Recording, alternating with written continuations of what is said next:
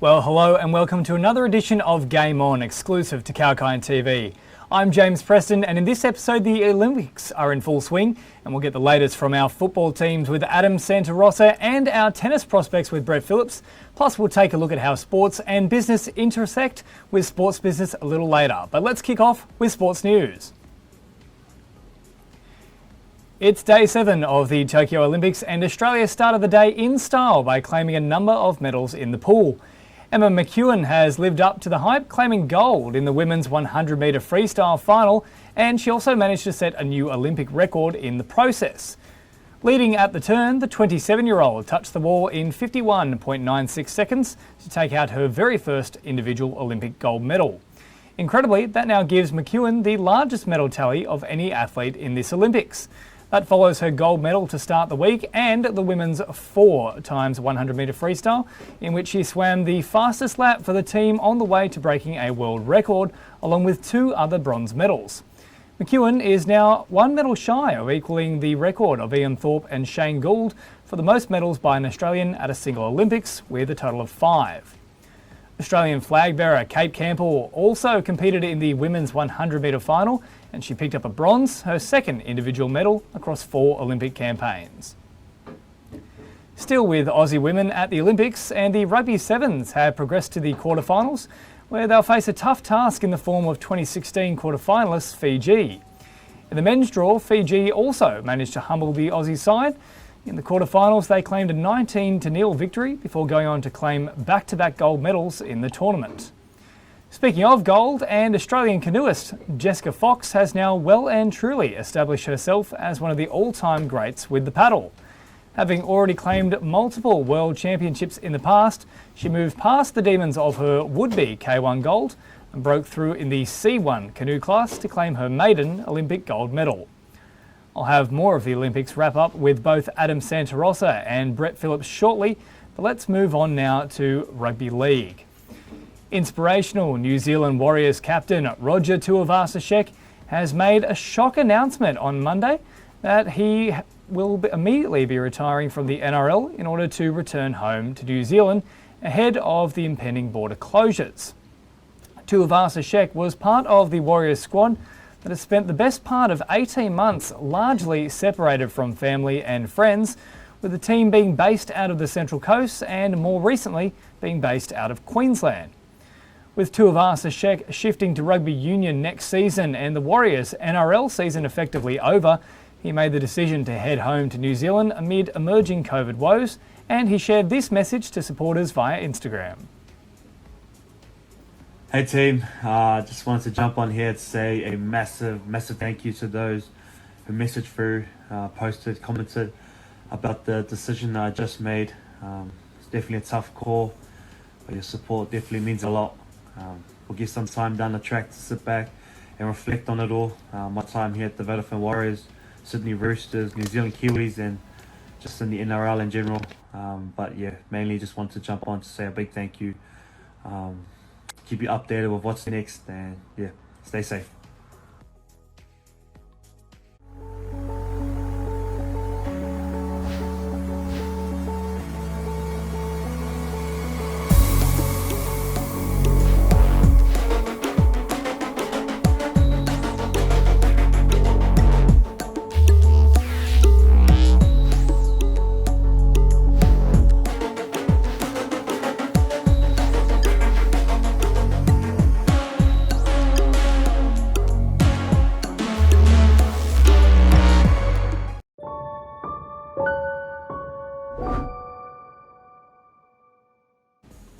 Welcome back to Game On, and we do wish Roger Tuivasa-Sheck all the best of luck for his return back to New Zealand and also for rugby union moving on for the future.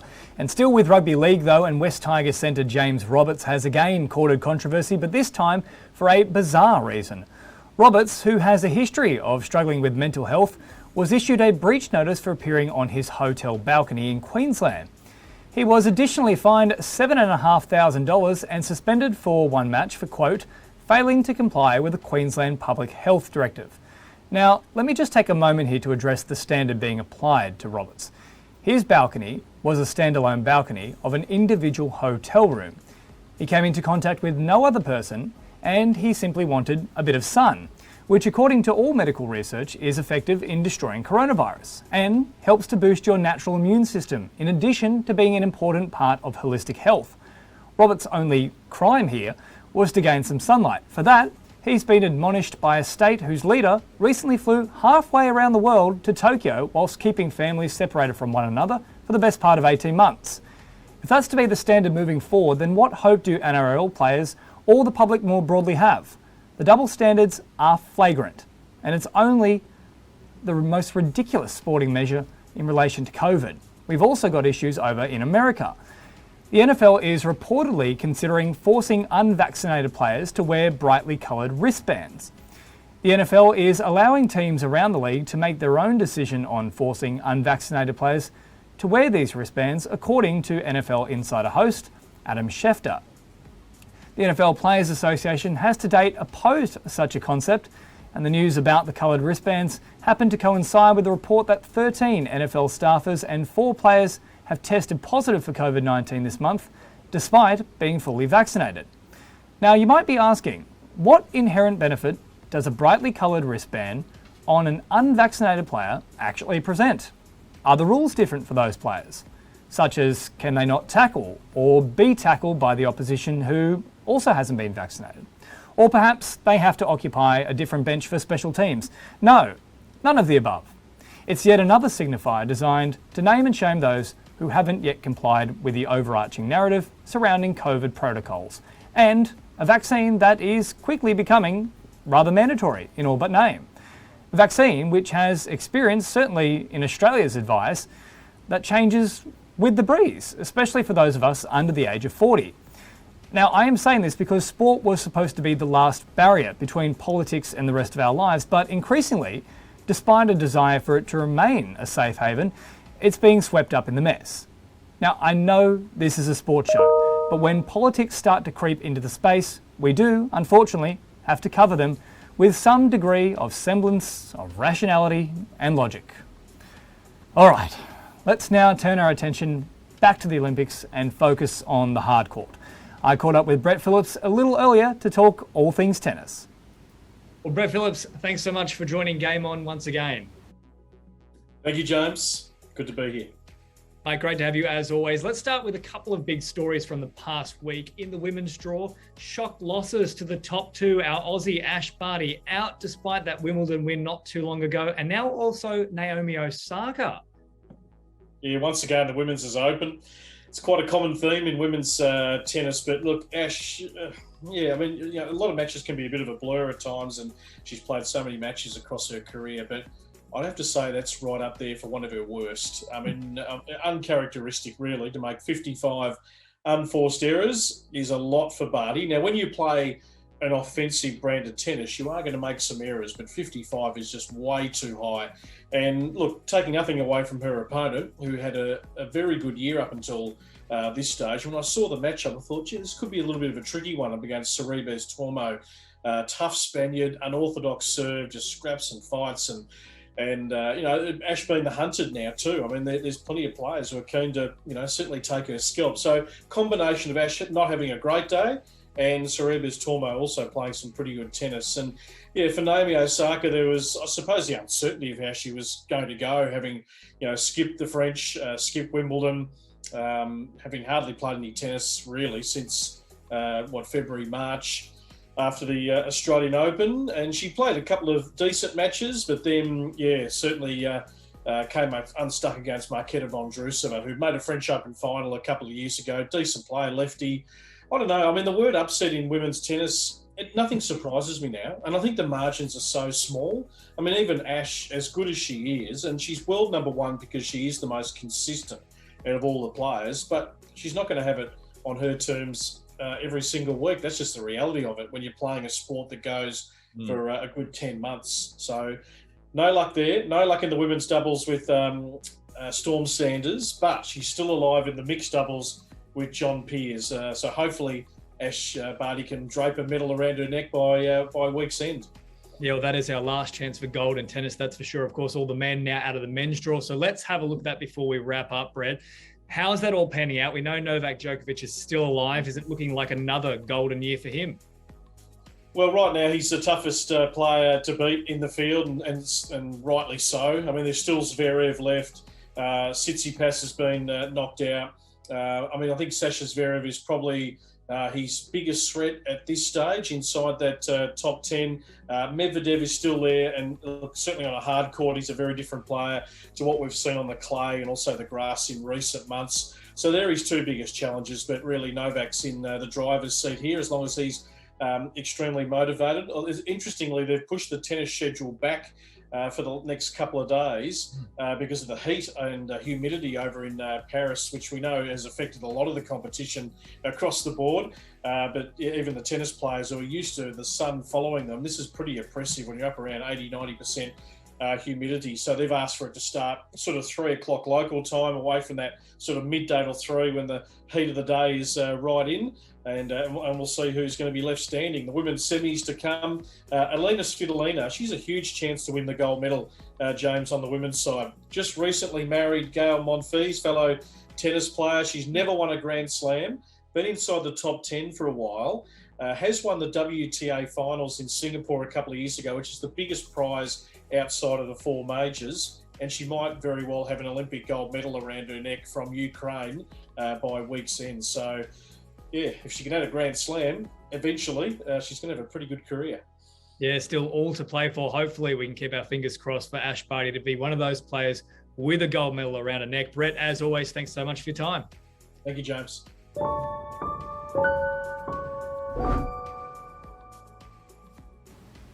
Now, just on Novak Djokovic as well, he's never too far from controversy, and his recent comments about Simone Biles, the American gymnast who pulled out of 2 events at the Olympics citing mental health concerns, has raised a significant amount of debate.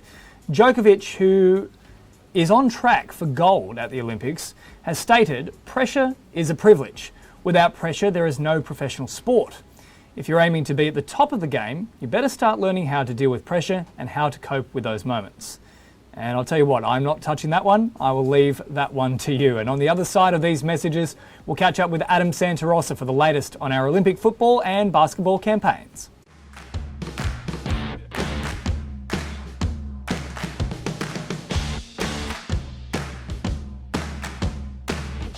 Tune in to get the latest information. Whether it's about market movements or the currency graph, Sectoral coverage or industry news. we cover it all on our news segments.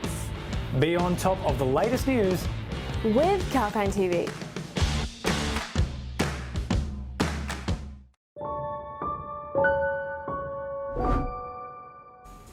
Welcome back to Game On, your home of sports on 𝐊𝐴𝐴 TV.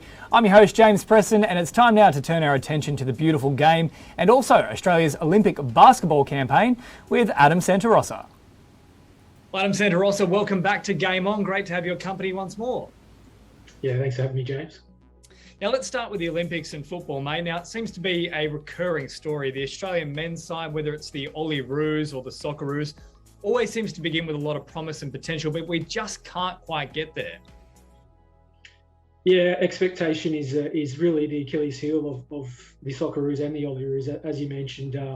Fantastic start to the tournament with the win over Argentina, and then a pretty good display. I think still a tick despite losing to Spain. I thought we were very good in that game. A little unlucky, but yeah, last night against Egypt, obviously going out of the tournament, a draw would have been enough to proceed to the quarterfinals, but it was much better in the second half. But I think that first 45, we just really lacked cohesion at times. I think the changes didn't always work, but in saying that, I think Graham Arnold, he had some issues in terms of the workload that the players have had. They've been playing a game every 3 days, which is a challenge, trying to freshen the squad up.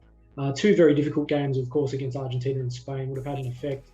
And the card trouble, they had a number of players on walking that tightrope on a yellow card, and they did have some suspensions in Mitchell Duke and Nathaniel Atkinson, probably 2 of our better players in those first 2 games. So a bit against them, but as I said, expectations sometimes is just, it's that added pressure that sometimes just affects our men's national teams.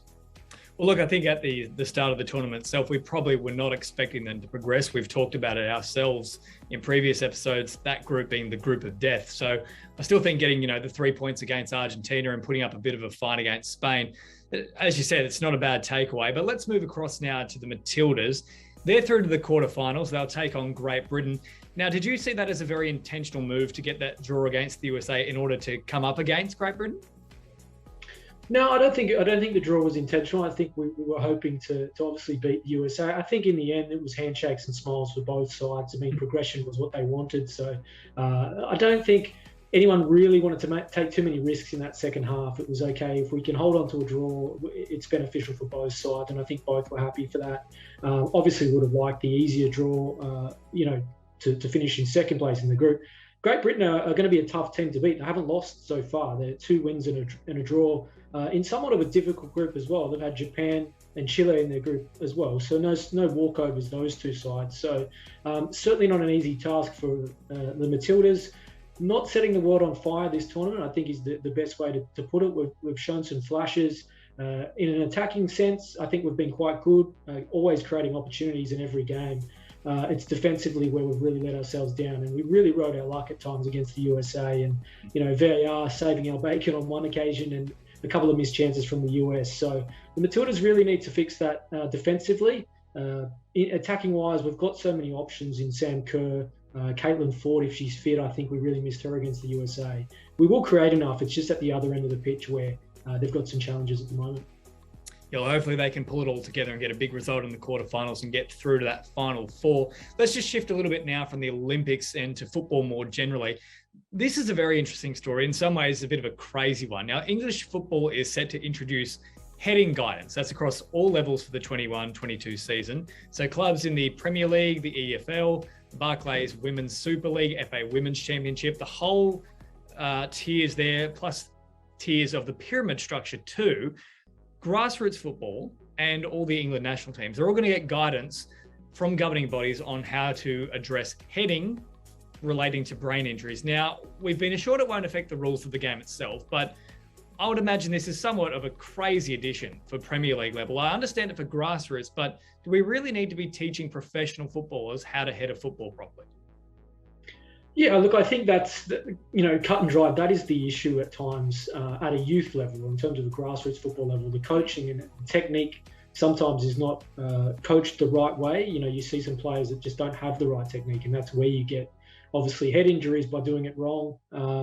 At that top level, obviously, they're elite level footballers. Their technique can't be questioned. But I think this move is more around loading, minimising the use of heading in games, or from what I've read into it, it's about doing it in sort of a damage limitation. We can't avoid heading the football in the professional game, and at some of the speeds they make contact with the ball too is quite severe at the top level of the English Premier League. But I think this move is just more education. As we learn more about concussion and brain injury, just about managing the training loads, how they're doing it, because obviously in the game you can't. I don't think we'll get to a stage where players are not heading the ball. I think it's key defensively and also, in an attacking sense. I don't think we can ever see a game of football where, defenders are letting the ball bounce from a set piece, for example. So I think it's just about managing, and it's going to be interesting as we evolve, as science evolves, as the evidence that the impact heading does have on footballers. This will continue to evolve over the years, and I think it's just a natural progression. And but I don't think we'll ever see a point, as I said, where defenders are letting a ball bounce or we're removing heading from the game. I don't think we can ever do that. Now, look, I don't want to put you completely on the spot because obviously you're not a trained medical doctor, nor am I.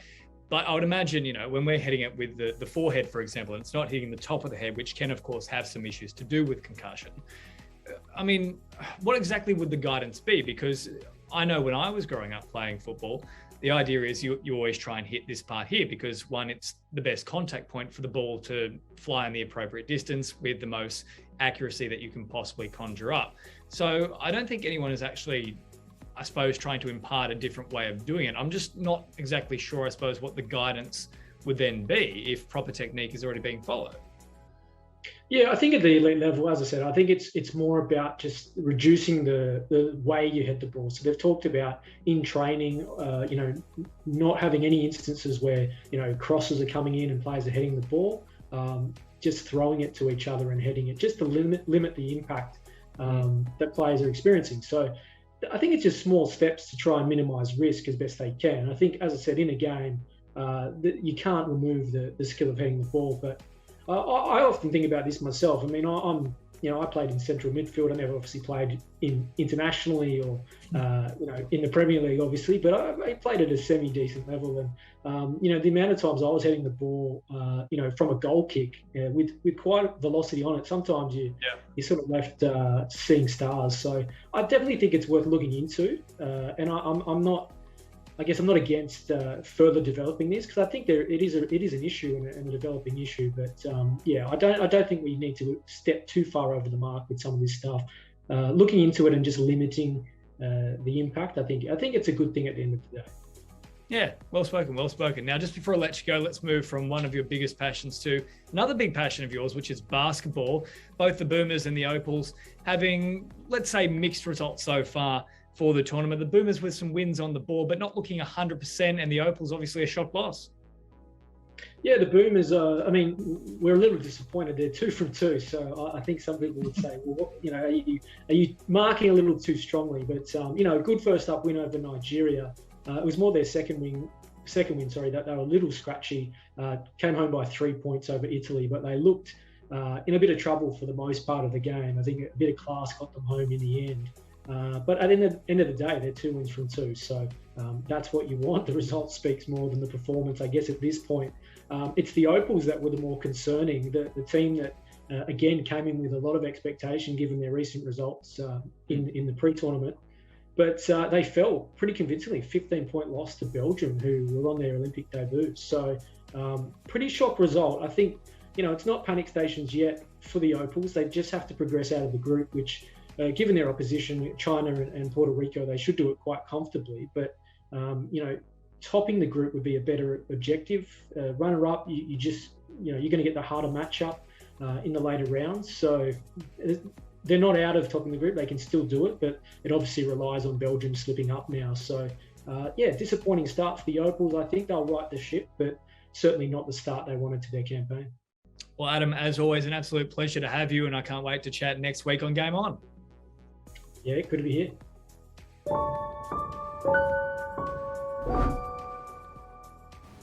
Yeah, hopefully we can come away with a medal for the women's soccer, or potentially also for our basketball sides. And just for the record, Australia currently sits in 5th on the overall medal tally at the time of this program. Australia has claimed 9 gold medals, 2 silver and 11 bronze. After the break, we wrap up Game On with the latest in the world of sports business, including Foxtel securing a new agreement with the NBL.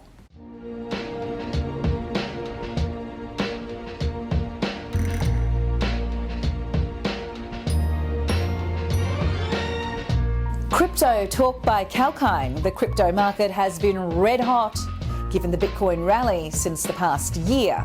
And now the most famous cryptocurrency has got competitors, Dogecoin and Ethereum.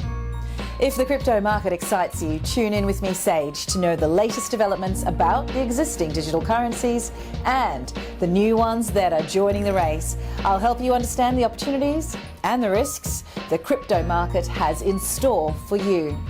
For all the digital currency related developments, continue watching Crypto Talk by 𝐊𝐿𝐴.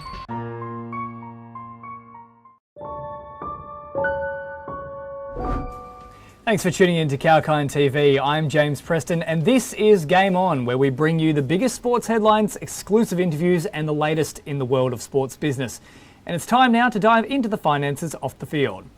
Let's begin with the wagering side of sports, and corporate bookmaker PointsBet Holdings has announced a capital raising of approximately 400 million Aussie dollars. PointsBet stated that the purpose of the capital raising was to expand upon its strong position in the rapidly expanding US sports betting and iGaming market, with the intention to fund support for North American marketing and client acquisition, technology and product development for sports betting and iGaming, US market access and government licensing fees, continue their investment in talent and scale of operations, and to also balance sheet flexibility. Following the announcement, shares of the company dropped 4.5% to $11.29. Turning our attention squarely to home soil, and Foxtel has announced a new 3-year agreement with the National Basketball League and ESPN that will see every game of the NBL season and finals live on ESPN broadcast on Foxtel and also streamed on Kayo Sports. The new deal comes as the Australian basketball team, the Boomers, competes in the Tokyo Olympics. And just yesterday, the NBL champions, the Perth Wildcats, signed a new associate head coach under the new ownership of Craig Hutchison's SEN Group. TV audiences of NBL grew 72% over the last 6 seasons between 2014 and 2020, marking significant growth of fans in the sport. Every game of the new NBL season will be available on Foxtel and streamed on Kayo from October 2021.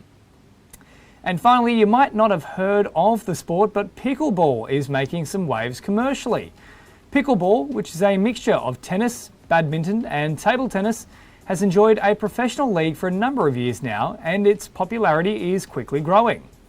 The Pro Pickleball Association has reached a domestic agreement with Fox Sports in America to increase the number of professional pickleball fixtures broadcast across the United States.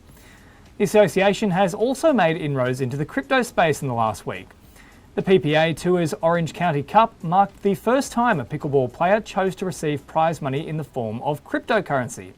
The world's #1 player, Ben Johns, who came away with close to $10,000 in payout for the event, elected to be paid a portion of his winnings in Ethereum. The idea of awarding prize money in this unusual way was preferred by Johns himself, who acknowledged that he is highly interested in cryptocurrency's evolution and its future applications. The exact amount paid to Johns totaled 2.564359 Ethereum. As measured by market value, Ethereum is the largest cryptocurrency in the world, right after Bitcoin.